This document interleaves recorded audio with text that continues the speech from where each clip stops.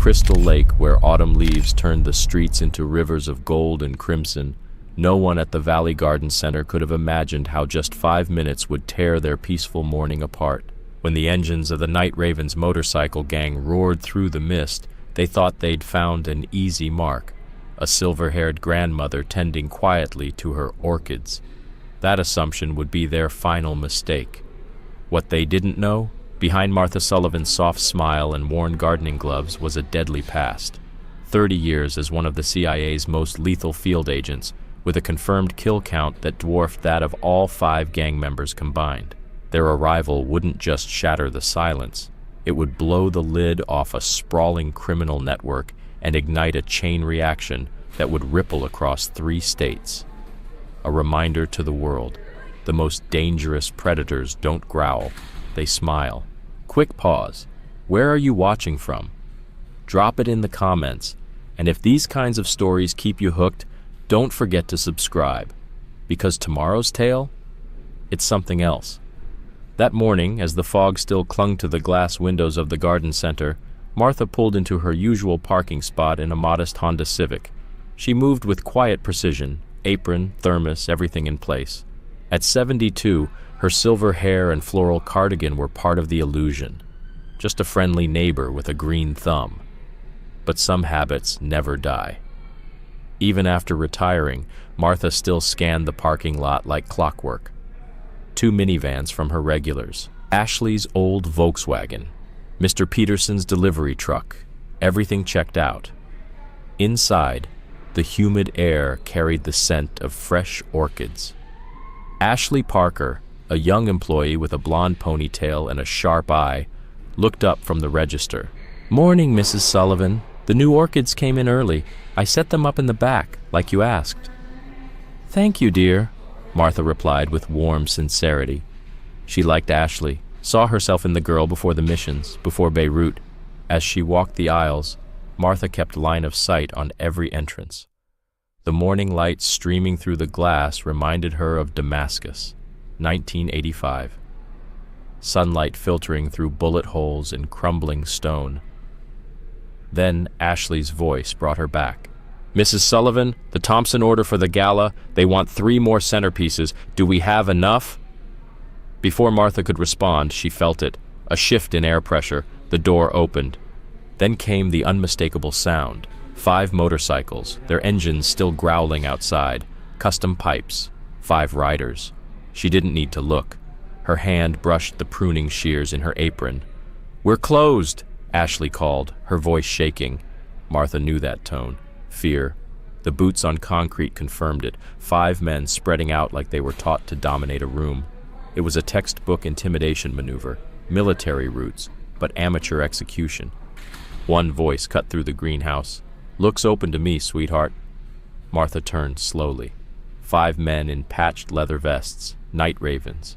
Their leader, tall with graying temples, stood too close to Ashley. His cut identified him, Derek Dragon Phillips. The others flanked the exits or pretended to browse, knocking over displays as they passed. "Can I help you, gentlemen?" Martha asked, voice mild. No hint of threat. Dragon glanced at her and dismissed her just as quickly. "Just having a chat with the young lady about business, protection. Crystal Lake's changing, and small shops like this need it." Martha's eyes flicked to the exits. 2 men were armed, probably automatics. The browsers weren't carrying guns, but their clenched fists and shifting weight betrayed brass knuckles in their pockets. As one of them knocked over a rare orchid, its pot shattering on the tile, he smirked. "Accidents happen.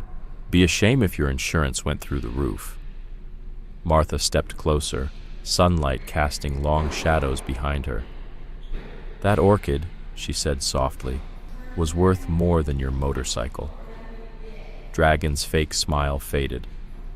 "Listen, old lady, this ain't a debate. 500 a week keeps things from breaking.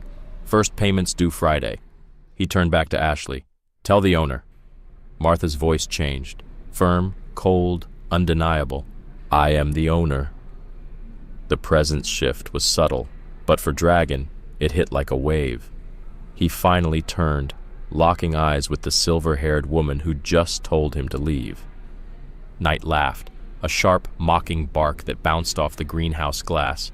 "Or what, Grandma? You gonna whack us with your gardening magazine?" Martha sighed. It wasn't dramatic, just genuine disappointment. "Young man, do you know what that plant is behind you?" she asked, pointing gently. "It's called a Nepenthes raja, a pitcher plant. Beautiful, harmless looking, but one of nature's most effective predators. Lures in prey bigger than itself. Patient, lethal." She took a small step forward, and Dragon's hand twitched toward his concealed weapon. Poor trigger discipline. "Nature teaches us everything, if you know where to look," Martha added. Something about her tone hit Dragon wrong. His instincts, old, honed ones, started screaming. "You're getting on my nerves, lady," he warned, "and you don't want that." 3 seconds, Martha said calmly. "That's how long you have to walk out of here. Leave Crystal Lake. Don't come back. After that, things get unfortunate." The 2 armed ravens by the door shifted, giving away their nerves and their poor formation. They'd blocked their own sight lines. Amateurs. Dragon scowled. "Knight! Teach her what happens when someone doesn't show respect." "With pleasure, boss," Knight grinned, cracking his knuckles as he advanced like a predator. Martha didn't move, didn't blink, just watched, calm. When Knight was exactly 4 feet away, she spoke again, voice like a bell through the greenhouse. "That's 3. Sorry, Ashley, dear. You might want to get behind the counter." What happened next changed Crystal Lake forever. Knight's swing was clumsy, telegraphed. Martha could have dodged it in her sleep, but she let him get close, stayed in her grandma role until the last instant. Then she shifted. 1 clean step aside, 1 precise move. She caught his arm, used his own momentum, and drove him straight into a table of orchids. He hit the ground, stunned and buried in flowers. Dragon reached for his gun, too late. The pruning shears from Martha's apron flashed through the air, pinning his jacket sleeve to a wooden display post. His pistol clattered to the floor. "Sloppy," Martha said coolly. "You telegraph your draw. Special Forces training should have taught you better." The 2 men at the doors raised their weapons, but Martha had already positioned herself behind a thick plant display. They hesitated. That was all she needed. "Ashley!" Martha called out, unshaken. "Would you kindly ring Officer Santos? Tell her we've got armed men threatening staff at the garden center." One thug, Hawk, took aim. "Don't move, lady. You're not faster than a bullet." Martha sighed. "If you were going to shoot, you already would have. Besides, your safety's still on." Hawk looked down instinctively, and that was his mistake. In 2 swift moves, both armed men were down. Their weapons slid across the floor. Martha hadn't even broken a sweat. Dragon yanked himself free from the shears, his expression twisted with something new. Fear. "Who are you?" he asked. "Just a gardener," Martha replied. "One who doesn't tolerate threats." Then came the sirens. Officer Isabella Santos was always prompt. Dragon's eyes narrowed with rage. "This isn't over! You have no idea what you've started!" Martha picked up a fallen gun with a tissue from her apron. "Actually, I think I've ended something. Officer Santos will be quite interested in these unregistered weapons and the surveillance footage of you threatening my staff." The ravens retreated, dragging Knight with them, their weapons abandoned. Dragon was last, backing out with practiced military caution. "You'll regret this," he growled. "No," Martha said, meeting his gaze. "Someone should have stood up to you a long time ago. Now run along. I've got plants to tend." As the motorcycles roared off, Ashley slowly stepped out from behind the counter, eyes wide. "Mrs. Sullivan, how did you—" "Years of self-defense classes, dear," Martha replied casually, already fixing the mess Knight had made of her orchids. "Every woman should know how to protect herself." Officer Santos burst in, weapon drawn, deputies behind her. "What happened?" she demanded, eyes sweeping the room. "Just a misunderstanding," Martha said with a smile. "But don't worry, I believe it's been resolved." Martha held up the tissue-wrapped pistol. "They didn't leave empty-handed, but they did leave something behind." She turned the weapon slightly, revealing the unmistakable Night Raven's insignia stitched on the gang's patches. Officer Isabella Santos's expression darkened. "They're expanding into Crystal Lake," she muttered. "Not good. We've had trouble in Timber Ridge and Valley for months. This is the third business they've hit this week. Hardware store, cafe on Main. Same threats."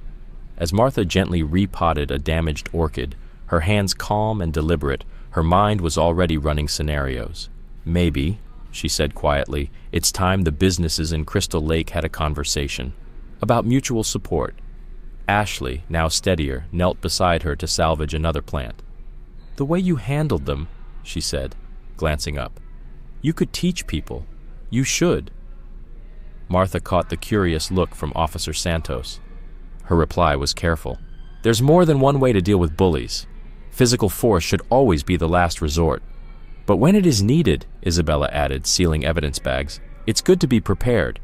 We've been trying to organize community defense workshops. Someone like you'd make one hell of an instructor." As a deputy radioed in the incident, Martha noticed Isabella's choice of words. Armed suspects fled. No injuries. Evidence recovered. Not a single mention of how a grandmother single-handedly dismantled 5 gang members. "They're getting bolder," Isabella continued, flipping through her notes.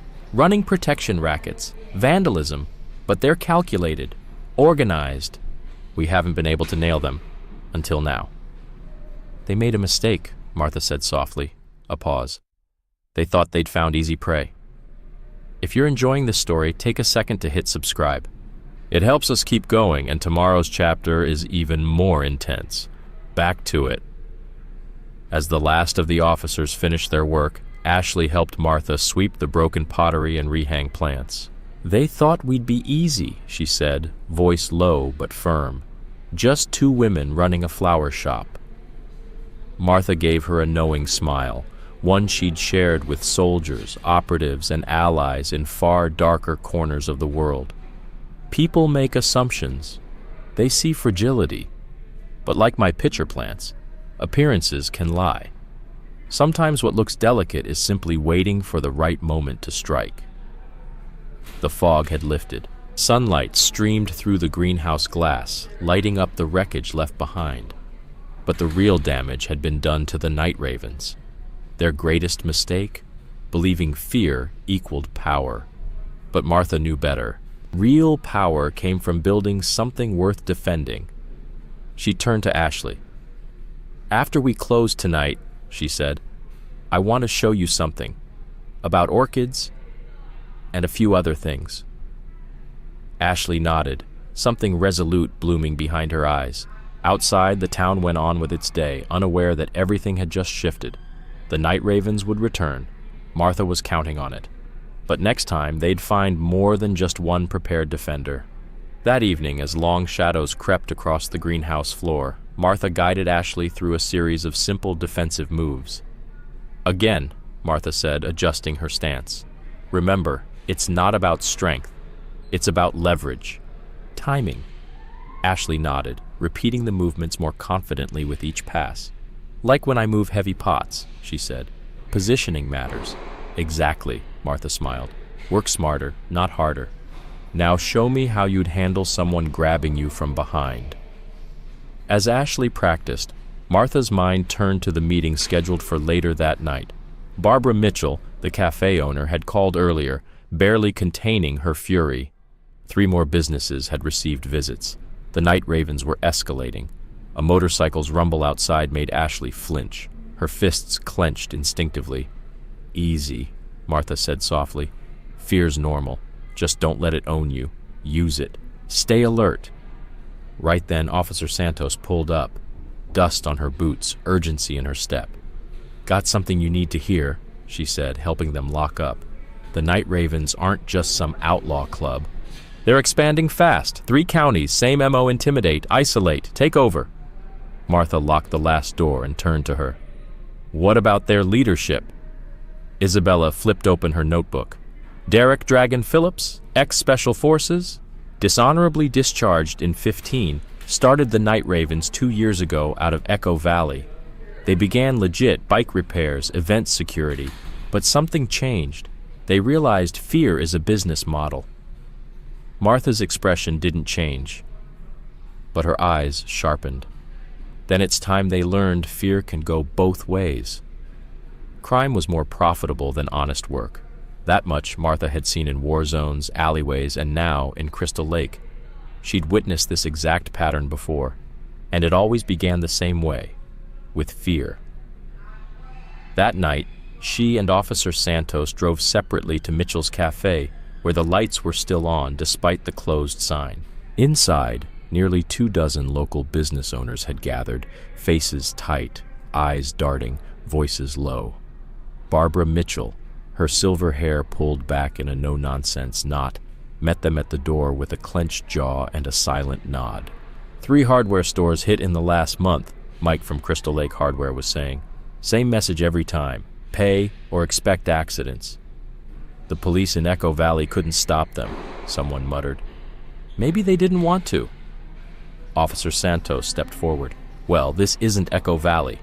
Crystal Lake PD takes these threats seriously, but we can't act alone. We need your help to build a case. Oh, like Tom Anderson's help? Barbara snapped. His garage burned down 2 days after he filed a complaint. And guess what? Insurance called it inconclusive. Martha didn't speak right away. She read the room, the unspoken tension, the doubt aimed not at the gang, but at the very system meant to protect them. These people weren't just afraid of the night ravens. They were afraid of being abandoned. Who handled the insurance? Martha asked quietly. Barbara answered without hesitation. Pyramid Insurance. Same company that's been quietly buying up shuttered shops afterward. Funny, isn't it? Isabella frowned. Pyramid? They handled all 3 cases in Echo Valley, too, always ruled in their own favor. Martha stepped to the window just as 2 motorcycles cruised by, riders making a point to glare into the cafe. The message was clear. We see you. They're counting on that fear, Martha said, voice loud enough to carry. Counting on us staying silent, isolated. That's how intimidation works. Makes you feel alone. Easy for you to say, Mike muttered. You fought them off. We're not trained for that. No, Martha agreed. But we can be prepared. Officer Santos mentioned community defense workshops, but this goes beyond self-defense. We need communication, coordination, mutual support. Barbara's eyes lit up. Like a business watch group? More than that, Isabella added. Shared surveillance, emergency alerts, linked reporting systems. Make it hard for them to isolate anyone. They'll retaliate, someone warned. They'll try, Martha corrected. But bullies look for easy victories. Make it costly, make it difficult. They'll move on. That's when Ashley spoke.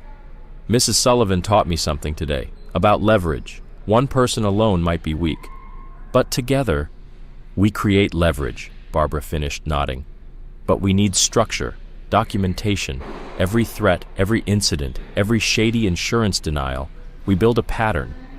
Martha watched as fear in the room began to shift. It wasn't gone, but it was evolving into something stronger. Resolve. The night ravens think we're easy targets, she said. Let's show them how wrong they are. The meeting stretched into the night. Committees were formed. Plans made. Barbara's organization skills turned fear into momentum. Martha quietly guided things, never leading, just nudging, drawing from a lifetime of knowledge she couldn't fully explain. She watched with quiet pride as Ashley held her own in a conversation with younger business owners, planting seeds of resilience that would grow far beyond this meeting. Outside, more motorcycles rumbled past. Martha listened carefully. 4 distinct engines. Good. Let them watch. Let them wonder what was being built behind these glowing windows. As the meeting ended, Isabella pulled Martha aside. There's something else. Dragon's military record. It's sealed. Redacted in ways I've only seen with certain CIA files. Martha raised a calm eyebrow. Interesting. Maybe he received specialized training. Isabella studied her carefully. Just like someone else I know. I'm just a gardener, Martha replied with a small smile. But gardeners know, if you want to stop weeds, you don't just clip the leaves. You go for the roots. Back at home, Martha parked in her driveway. She spotted the motorcycle 2 houses down. Sloppy surveillance, she thought, but useful confirmation. The ravens were watching her now, watching her house. Inside, she made tea and sifted through mental files from missions long since buried by time. This wouldn't be a war of fists or firepower. It would be a battle of pressure points, information warfare, and psychological chess. She smiled to herself, remembering Prague, a mission that brought down an empire without firing a shot. By the time her cup was empty, Phase 1 of her counter-operation was already mapped out. The night ravens thought they were predators. They were about to meet the apex hunter of Crystal Lake. At the community center the next day, town maps were spread across a long table. Red pins marked every business visited. Blue marked those that had closed. Yellow flagged every suspicious insurance denial. Martha leaned in, her fingers tracing patterns most people couldn't see. This wasn't just gang activity. This was systemic. And she was going to dig straight to the roots. The pattern's obvious once you know what to look for, Barbara Mitchell said, tracing lines between the colored pins on the community center map. Red pins for the businesses hit by the night ravens, blue for those that had closed, yellow for the ones quietly acquired. They all formed a path, leading straight down Main Street and along the lakefront. Martha studied the board. Every pin marked a family-owned business, some passed down for generations, now being bought up for pennies by the same name, Pyramid Insurance. They're not just picking targets at random, Officer Santos added, placing a new red pin on the map. Pete's garage got a visit this morning. Same threats, same demands. But Pete's isn't on Main Street, Ashley noted, leaning closer. Her eyes widened. It's right next to the proposed highway interchange. Martha smiled, proud of her quick-thinking protege. Infrastructure changes property values, she said. Someone's planning ahead. Just then, the doors creaked open. More townsfolk arrived, restaurateurs, shopkeepers, contractors. Among the crowd, Martha noticed Alex Rivera, one of the younger night ravens, loitering outside, pretending to be just another passerby. Your shadow's back, Isabella murmured. Good, Martha replied, not looking away. Let him see what we're building. Mistrust and fear had drawn the crowd in, but now, as Barbara called the meeting to order, Martha sensed something else taking root: unity. They hit 3 more businesses yesterday, Barbara said, but this time we were ready. We caught it all: security cameras, timestamps, everything. Isabella stepped forward. What we're looking at isn't just harassment. It's organized crime. She pulled down a new set of documents onto the board. These are building permits, fast-tracked, all filed through shell companies, tied to Pyramid Insurance. Gasps and murmurs rippled through the room. Martha scanned the faces. Some showed outrage, others unease. She noted who looked too calm, who avoided eye contact, because in her old line of work, information wasn't just power, it was currency. And tonight she was growing wealthy. These permits were stuck in red tape for years, Barbara added. Suddenly approved overnight, right after the original owners were forced to sell. You implying corruption in the planning office? Asked James Wilson, a local real estate developer. His hands trembled slightly as he adjusted his tie. We're not implying anything, Martha said with a calm smile. We're just presenting facts. Drawing conclusions? That's up to the proper authorities. The door creaked open again, and this time, silence fell. Dragon had arrived. Flanked by 2 of his enforcers, he stepped into the room like a man who expected fear to do the talking for him. But the room didn't recoil. It watched him, not fear anymore, but resolve. Public meeting, right? Dragon's voice was smooth, but his eyes were cold. Thought we'd see what all the fuss was about. Everyone's welcome, Martha said before anyone else could speak. We were just discussing the real estate boom. Perhaps you've got insights. Dragon's expression flickered. He hadn't expected calm. He'd expected chaos, submission. Just making sure folks here know how things really work in Crystal Lake, he said. Shame if this place had accidents, like Tom's garage. The one Pyramid Insurance ruled on so quickly, Barbara snapped back. That accident. Outside, Alex Rivera shifted, clearly rattled by the confrontation unfolding. One of Dragon's goons stepped toward Barbara. "Careful, old woman. Accidents can happen to anyone." Isabella stepped forward, her hand hovering near her holster. "Threatening citizens at a public meeting? Want to add that to your growing file?" Dragon hesitated. He was surrounded. His usual intimidation tactics falling flat under the weight of collective resistance. "We're just concerned citizens," he said, smoothing his jacket. "Interested in development. Progress is inevitable." "It is," Martha replied sweetly. "Like upgraded security, shared surveillance, and a detailed file on all criminal activity. Progress is fascinating, isn't it?" Dragon's jaw tightened. He could feel it, the tide turning. "Things change," he muttered. "People who don't adapt get left behind, or worse." "Speaking of change," Martha said lightly, "how's your insurance business? Word is the state board is reviewing some very interesting cases." That hit him. His mask slipped just for a second. Outside, Alex Rivera's expression shifted, confusion and surprise on his young face. "This meeting's a mistake," Dragon growled. "Ask Echo Valley what happens when people don't mind their business." "We remember," Barbara said firmly. "That's why we're minding it together now." Dragon turned on his heel and stormed out. Through the glass, Martha watched him grab Alex by the jacket, shoving him roughly toward their bikes. The younger man flinched, visibly uncomfortable now. "He's getting desperate," Isabella observed. "Yes," Martha said, "and desperation makes people sloppy." She kept her eyes on Alex. "Keep watching him. He's starting to question things." Inside, the meeting pressed on, now sharper, more focused. Martha led the discussion with quiet authority.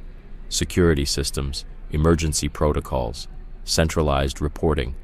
Every measure designed not just to defend, but to document, to build a case, to turn the fear back on the ones who had weaponized it. At home, Martha reviewed notes and quietly activated an encrypted phone, an old channel she'd hoped never to use again. A message came through. "Echo Valley files located. Corruption runs deeper than expected." Her old handler had delivered. Everything was falling into place. In her garden, she trimmed orchids while her mind worked through the unfolding strategy. Predators like the night ravens thought they ruled the food chain, but they'd forgotten that the most dangerous hunters are the ones you never see coming. Just before dawn, her security system pinged. Through the cameras, Martha watched a nervous Alex Rivera outside the garden center. Right on time. She'd seen the doubt in his eyes grow ever since the town meeting. Young men with conscience rarely make loyal criminals. She met him quietly at the back door. "Couldn't sleep?" Alex flinched but nodded. "It's Dragon. He's planning something big tonight." "He's unhinged since you stood up to him." Martha invited him inside, noting his instinctual awareness. Military family, perhaps. Over coffee, he shared everything. Plans to burn Barbara's cafe, corrupt officials on payroll, fire inspectors in Dragon's pocket. It wasn't just extortion anymore, it was systemic. Martha confirmed his claims before he could even finish. She already knew about the offshore accounts, the fast-tracked permits, the sudden vacations of shady commissioners. But now she had a witness. "Why come to me?" she asked. "Because," Alex admitted, "you didn't just fight back, you knew." Like someone who's seen this before. Moments later, Barbara arrived, furious. Her business licenses had been suspended overnight. Alex stepped up. "It wasn't random. I can prove everything." "Dragon's buying officials, threatening anyone who resists." Alex handed over recordings, bank details, photos, proof he'd been quietly collecting. Martha's phone buzzed again. "Night ravens spotted near Barbara's cafe. Moving early." "Time to activate the network," Martha said calmly. Barbara alerted their business alliance. Within minutes, lights lit up across Main Street. Witnesses were in place, eyes on every corner. Then came the roar of engines. 20 night ravens surrounding the cafe in a show of force. But they had no idea every second was being recorded. No idea federal agents were already closing in. They thought they were in control. until Martha sprang the trap. Security shutters dropped, cruisers boxed them in, and their bikes, already sabotaged, were rendered useless. Dragon's show of power had become a cage. "Dragon!" Officer Santos called over a loudspeaker. "You're under arrest for arson, extortion, and conspiracy." Dragon reached for a weapon. Martha had anticipated that too. Sprinklers sprayed a slick gel that disarmed them all. Agents swarmed in. The entire gang was taken down without a shot fired. "You have no idea who you're dealing with," Dragon shouted. "I do," Martha replied through nearby speakers. "And now so does the FBI, the Treasury, and your board of directors." Alex stepped out. "I gave them everything." It was over. In the days that followed, the case cracked wide open. Pyramid insurance, Phoenix Rising, the real estate fraud, the offshore accounts. One town's resistance had triggered an avalanche. Reporters uncovered similar cases across the country. Other communities began sharing security protocols. Small towns stopped fearing corporate pressure. They started organizing. Then came the message from her old CIA contact. "You've stirred something bigger. Watch your back." Soon, Martha noticed new players, suits with intelligence backgrounds watching from parked cars. Not corporate thugs. Professionals. The kind who operate under orders, with jurisdiction and silence. They were too late. Martha had already transferred control of Phoenix Rising's legitimate operations to community trust boards. Oversight was now in the hands of local leaders. Dragon's former enforcers had become security trainers. Towns once targeted were now strongholds of transparency. Even as global news erupted with corruption revelations, Martha stayed quiet, just tending her orchids, watching the seeds of change bloom. And when Phoenix Rising's successors tried to adapt, offering partnership programs and development grants, they didn't realize their new networks had already been infiltrated by the same resistance they helped create. Because sometimes the most powerful changes don't come from force. They come from patience, from planting the right seeds, from gardeners who never stopped growing something better.